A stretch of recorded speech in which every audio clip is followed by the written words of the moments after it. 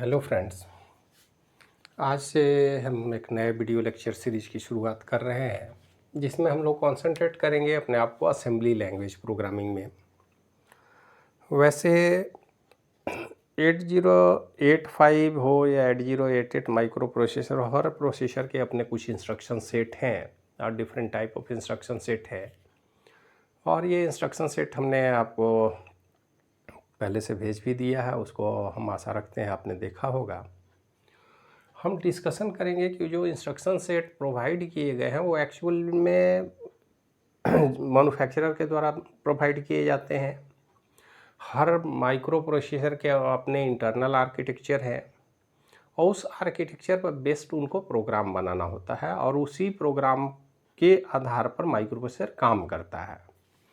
जैसे अगर हम यहाँ पर डिस्कशन अभी करेंगे 8085 पर, 8085 के डिटेल डिस्कशन के बाद हम लोग 8086 प्रोसेसर जिसको फर्स्ट पीसी बनाया गया उस पर डिस्कशन करेंगे ताकि आप आसानी से समझ सकें।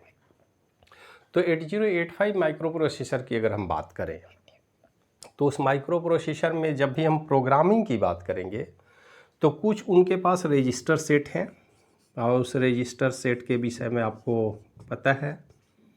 इस रजिस्टर सेट में सबसे पहले हम बात करते हैं रजिस्टर ए एक्यूमुलेटर, बी, सी, डी, ई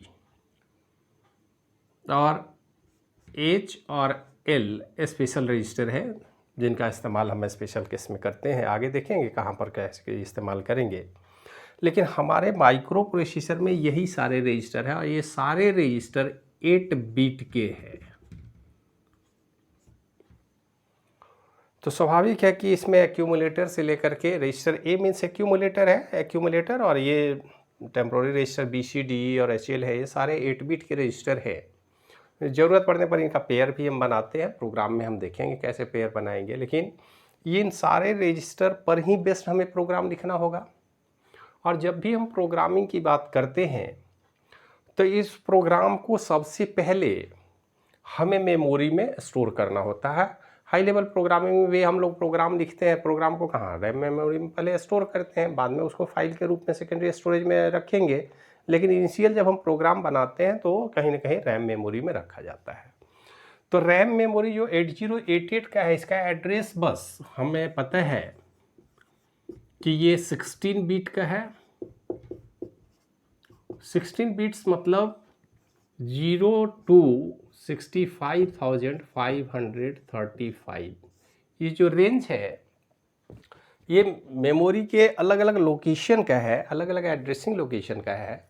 और इस लोकेशन को हम 4 बिट हेक्स कोड में रिप्रेजेंट कर रहे हैं। यहाँ ये जो नंबर लिखा हुआ है हेक्स में है। आप देखेंगे कि इनका स्टार्टिंग लोकेशन जो होगा वो 0000 होगा और फाइन लास्ट लोकेशन होगा FFFF जो 16 बिट को रिप्रेजेंट करता है। अब ये पूरा रेंज है इनके पास मेमोरी का, लेकिन इस पूरे मेमोरी का इस्तेमाल तो हम अपने प्रोग्रामिंग में करते नहीं हैं। तो प्रोग्रामिंग में कहीं ना कहीं यूजर को एक निश्चित मेमोरी लोकेशन प्रोवाइड किया जाएगा या यूजर के लिए स्पेसिफाइड होगा और यूजर उसी लोकेशन में प्रोग्राम लिखता है। चूँकि सामान्य कंप्यूटर में ऑपरेटिंग सिस्टम होता है मैनेजर, सिस्टम मैनेजर, वो मैनेज करता है कि यूजर के प्रोग्राम के लिए कहाँ मेमोरी एलोकेट करना है, उनका मैनेजमेंट कैसे होगा, कैसे रखा जाएगा। लेकिन जब हम असेंबली लैंग्वेज प्रोग्रामिंग की बात करते हैं तो हम ये मान के चलते हैं कि हमारे पास कोई ऑपरेटिंग सिस्टम नहीं है। हमारे पास माइक्रो प्रोसेसर के रजिस्टर हैं, हमारे पास इंस्ट्रक्शन है और उस इंस्ट्रक्शन को हमें मेमोरी में रखना है। तो मेमोरी का रेंज हमें पता होना चाहिए, क्योंकि मेमोरी मैनेजमेंट का भी काम जो ऑपरेटिंग सिस्टम करता है वो हमें खुद करना होगा। तो जब मेमोरी मैनेजमेंट की बात होगी तो रफली हम ये मान के चल रहे हैं कि हम यूजर के प्रोग्राम के लिए 2000 मेमोरी लोकेशन की बात कर रहे हैं। 2000 ये हेक्स का रिप्रेजेंटेशन है। इसका बाइनरी रिप्रेजेंटेशन क्या होगा, आप 16 बिट में इसको तोड़ सकते हैं। 16 बिट में अगर तोड़ना हो तो हम आपको यहाँ पर एक बार लिख दे रहे हैं ताकि आपको बाद में कन्फ्यूजन नहीं हो। अगर इसका एक्चुअल बाइनरी लोकेशन की बात करें तो हम लिखेंगे 00 10 0000 0000 0 0 0 0, ये है लोकेशन। इस 4 बिट को हमने 0 0 से रिप्रेजेंट किया है। चूँकि हेक्स में हम लिख रहे हैं तो इस 4 0 को सिंगल 0 से हमने रिप्रेजेंट किया है, 0 0 0 एंड 2। तो ये हमारा लोकेशन है, जिस लोकेशन को हम मान के चल रहे हैं कि हम प्रोग्रामिंग के लिए इस्तेमाल करेंगे, यूजर के लिए प्रोवाइड किया गया है। तो हमारा हर प्रोग्राम यहाँ से स्टार्ट होगा। वैसे प्रोग्राम 3000 से भी हो सकता है, 400 से भी हो सकता है, जो लोकेशन हमें पसंद है या जो हमें चाहिए वो उसके आधार पर हम कर सकते हैं। लेकिन यहाँ फॉर एग्जांपल हम मान के चल रहे हैं कि हमारे लिए लोकेशन है 200। इसके पहले भी 2000 तक के बाकी के लोकेशन मशीन के पास हैं जो उनका इस्तेमाल के लिए है, और इधर जितना आगे का रेंज है वो भी हमारे पास उपलब्ध है। तो इस तरह से मेमोरी हमारे पास उपलब्ध हो गया, और इस मेमोरी में हमें प्रोग्राम लिखना होगा। लेकिन प्रोग्राम लिखने का तरीका क्या है? हम जानते हैं कि सामान्य प्रोग्राम और कंप्यूटर के प्रोग्रामिंग में थोड़ा सा अंतर है। हम कंप्यूटर के प्रोग्राम की बात करें तो program is a collection of operation code and operand. यही दो पार्ट होते हैं प्रोग्राम के। सबसे पहले ऑपरेशन कोड और उसके बाद ऑपरेंड। जनरल मैथमेटिक्स में हम लोग क्या करते हैं, जैसे एक सिंपल सा ऑपरेशन की बात हम करें तो हम यहाँ लिखते हैं 5 + 3। ये हमारा एक क्वेश्चन है, एक प्रोग्राम है जिसको सोल्व करना है। लेकिन कंप्यूटर में इसी काम को करने के लिए हम तरीका थोड़ा बदल देते हैं। हमारे कंप्यूटर में सबसे पहले आएगा ऑपरेशन कोड, जिसको ऑप कोड भी हम शॉर्ट में बोल देते हैं। आगे प्रोग्रामिंग हम सीधे ऑप कोड बोलेंगे, बार बार ऑपरेशन कोड की ज़रूरत नहीं है। ऑपरेंड को हम डेटा बोलते हैं। तो यहाँ जो इंस्ट्रक्शन होगा वो लिखने का हमारा तरीका होगा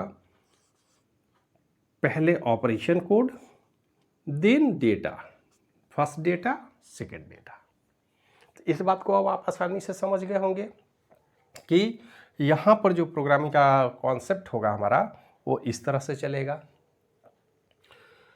और जो इंस्ट्रक्शन हम इस्तेमाल करेंगे अपने प्रोग्रामिंग के दौरान, और निश्चित रूप से ये जो ऑपरेटर है, ये ऑपरेटर तो सिंबॉलिक रिप्रेजेंटेशन है।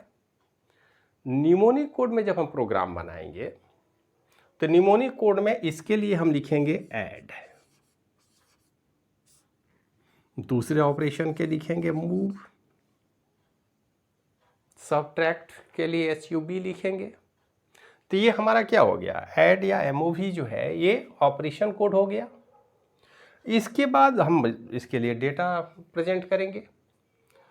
तो प्रोग्राम जब भी लिखा जाएगा तो देखिए यहाँ पर हमें लिखना होगा ऐड,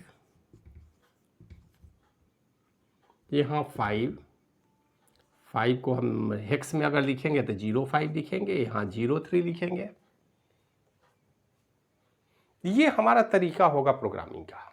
इस बात को आप समझ लें। ये अलग बात है कि ऐड भी हम यहाँ मेमोरी में नहीं लिख सकते। मेमोरी में तो हमको 01 कोड में लिखना होगा, तो वहाँ पर कुछ उसकी कोडिंग हम करेंगे, उसका मशीन कोड में जो भी वैल्यू होगा उसको हम लिखेंगे। लेकिन अभी हम समझने के लिए मान के चल रहे हैं कि हमारे प्रोग्रामिंग का तरीका ये होता है। अगर हम माइक्रो प्रोसेसर के लेवल पर, मेमोरी के लेवल पर प्रोग्राम लिखने की कोशिश करें तो यहाँ पर सामान्य प्रोग्राम का कॉन्सेप्ट और हमारे कंप्यूटर बेस्ड असेंबली प्रोग्रामिंग के कॉन्सेप्ट में थोड़ा सा अंतर है, और उसके लिए हम इंस्ट्रक्शन कोड का भी इस्तेमाल करते हैं। ऑपरेशन कोड जो है वो इंस्ट्रक्शन कोड होगा, और ये वही सारे कोड होते हैं जो असेंबली कोड में मैन्युफैक्चरर या माइक्रोसॉफ्ट डिज़ाइनर के द्वारा प्रोवाइड किए गए हैं कि इस तरह की कोड का इस्तेमाल आप कर सकते हैं, जिनको हम निमोनिक कोड बोलते हैं। अब सवाल है कि जो हमारा इंस्ट्रक्शन सेट है उसका फॉर्मेट क्या होगा। तो जब प्रोग्राम लिखने हम जाते हैं तो हमारे पास 3 तरह के इंस्ट्रक्शन उपलब्ध हैं 8085 में। 1 वर्ड इंस्ट्रक्शन, 2 वर्ड इंस्ट्रक्शन और 3 वर्ड इंस्ट्रक्शन। ये 1, 2 और 3 वर्ड इंस्ट्रक्शन का क्या मतलब है, इसको ज़रा सा हम लोग समझ लें तो हमारे लिए काम आसान होगा प्रोग्रामिंग के लिए। और 1, 2 और 3 वर्ड इंस्ट्रक्शन की अगर हम बात करें तो उसको पहले समझ लें हम। कुछ ऐसे इंस्ट्रक्शन होते हैं जिस इंस्ट्रक्शन को हम सीधे सिंगल वर्ड में लिखा जा सकता है। जैसे अगर हम लिखें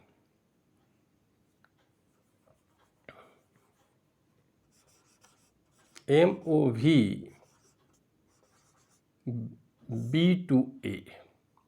अब इसको देखिए, असेंबली लैंग्वेज में पढ़ने का तरीका है। असेंबली लैंग्वेज में हम लिखते कुछ है, पढ़ते कुछ है। इस लैंग्वेज की खासियत है, ये भी आपको ध्यान में रखने की ज़रूरत है।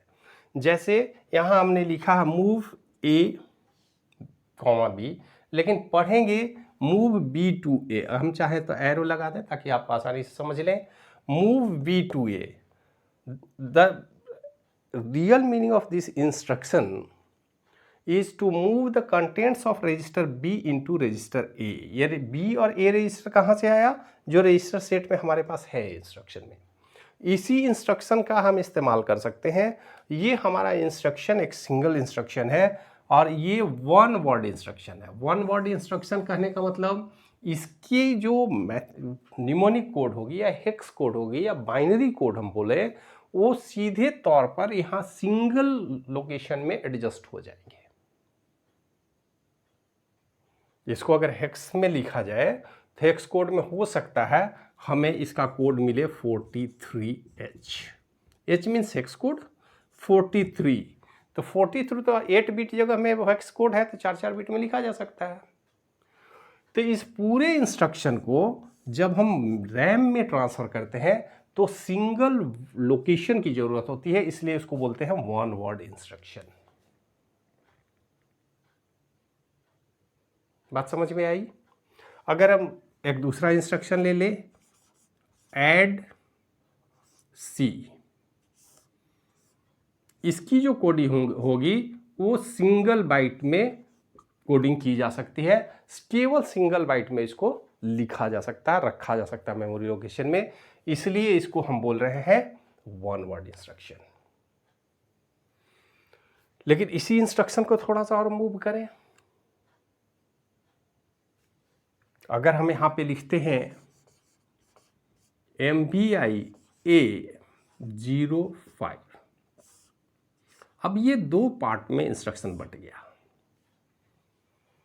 इंस्ट्रक्शन में ये है हमारा ऑपरेशन कोड, ये है ऑपरेंड। ऑपरेंड कह दें आप या डेटा कह दें, क्योंकि इस इंस्ट्रक्शन का मतलब है मूव इमीडिएट इनटू एक्यूमुलेटर। कौन सा डेटा? 05। 05 ये डेटा है। 05 तो अपने आप में 1 बाइट स्पेस लेगा। जब हम प्रोग्राम को रखने जाएंगे तो इसको सिंगल बाइट में रखेंगे, 1 बाइट ये जगह लेगा और 1 बाइट जगह इनको चाहिए। इसका मतलब है कि पहले वाले इंस्ट्रक्शन से इस इंस्ट्रक्शन का लेंथ ज़्यादा है और ये इंस्ट्रक्शन 2 बाइट इंस्ट्रक्शन के एग्जाम्पल है, क्योंकि इस इंस्ट्रक्शन में इंस्ट्रक्शन के साथ साथ 1 बाइट डेटा भी हम खुद से सप्लाई कर रहे हैं, हम खुद डेटा भी दे रहे हैं। अगर ऐड के केस में ही देखें तो हम लिख सकते हैं ऐड 05 या ऐड इमीडिएट ADI 05। 05 तो ऑलरेडी डेटा ही हमने दे दिया 1 बाइट, तो इस इंस्ट्रक्शन को भी लिखना होगा। तो जब इसको प्रोग्राम में हम लिखने जाएंगे, जब मेमोरी में हम रखने जाएंगे, तो हमें 2 एड्रेस की ज़रूरत पड़ेगी। फर्स्ट एड्रेस इंस्ट्रक्शन के लिए, दूसरा डेटा के लिए। आप इस तरह से देख सकते हैं, हमने सबसे पहले लिया सिंगल इंस्ट्रक्शन, तो यहाँ पे हमने रखा इंस्ट्रक्शन। दूसरा इंस्ट्रक्शन अगर हमारा 2 बाइट है तो यहाँ इंस्ट्रक्शन प्लस डाटा, ये पहला इंस्ट्रक्शन, ये दूसरा इंस्ट्रक्शन डेटा के साथ। और यदि हमारा इंस्ट्रक्शन थोड़ा और बड़ा हो जाए, जैसे अगर हम लिखते हैं LXI A2500,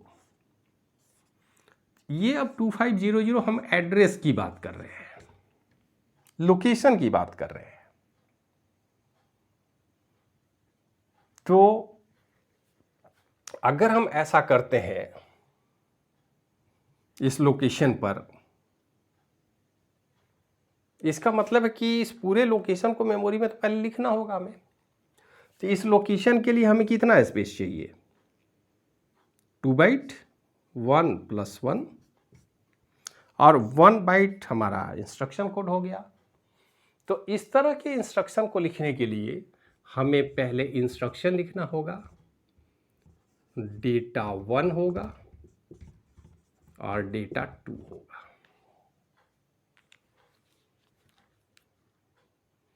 ये जो बेसिक फॉर्मेट है इंस्ट्रक्शन वर्ड साइज के, ये आपको याद होने चाहिए कि जब आप प्रोग्राम लिखेंगे, क्योंकि ये आपके पास कोई ऑपरेटिंग सिस्टम नहीं है, कोई मेमोरी मैनेजर नहीं है, तो आपके पास अपने इंस्ट्रक्शन है। इंस्ट्रक्शन के लेंथ को आपको समझना पड़ेगा और उस लेंथ के आधार पर इंस्ट्रक्शन को लिखना होगा, मेमोरी में रखना होगा।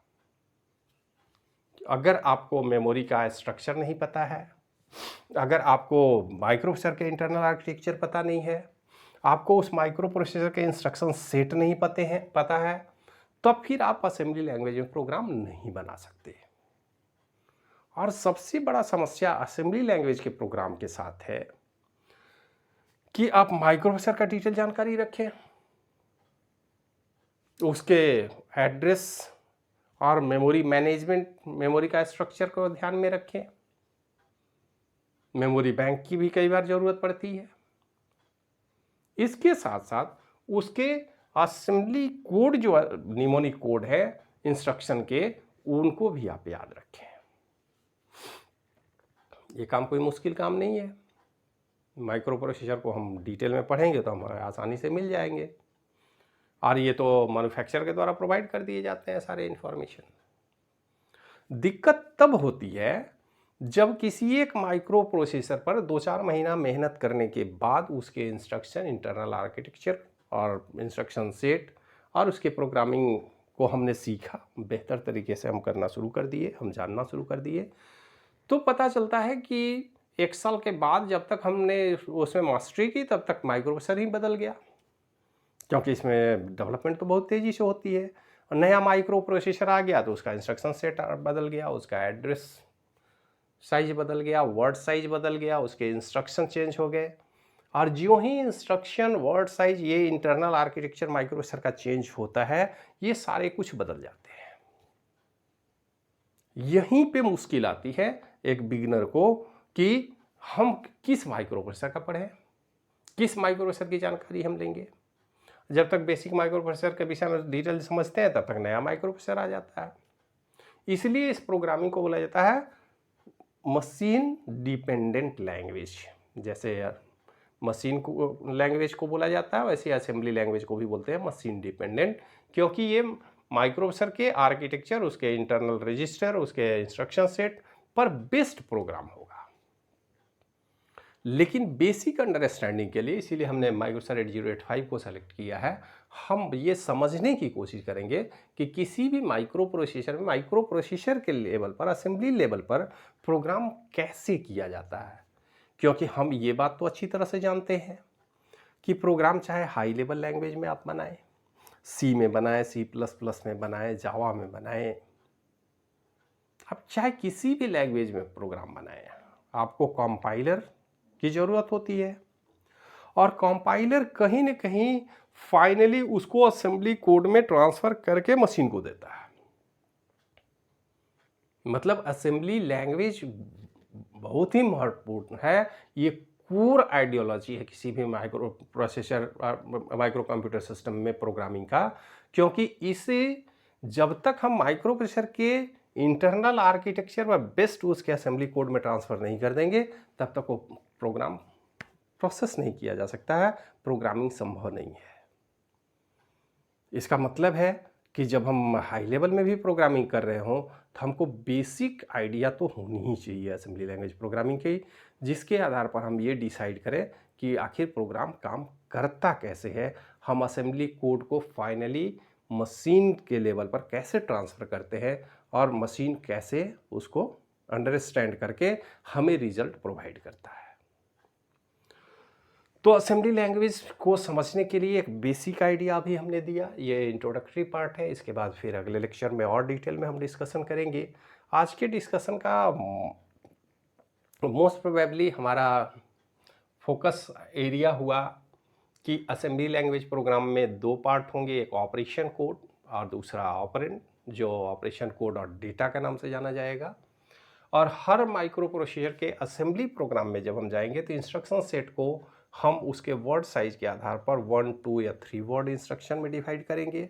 और जैसे जैसे इंस्ट्रक्शन, सबसे पहले हमें इंस्ट्रक्शन देना होता है और इंस्ट्रक्शन के बाद यदि हमें पता है कि ये सिंगल वर्ड इंस्ट्रक्शन है तब तो नेक्स्ट इंस्ट्रक्शन हम दे देंगे। फिर अगर 2 बाइट इंस्ट्रक्शन है तो नेक्स्ट बाइट में निश्चित रूप से डेटा को हमें प्लेस करना होगा।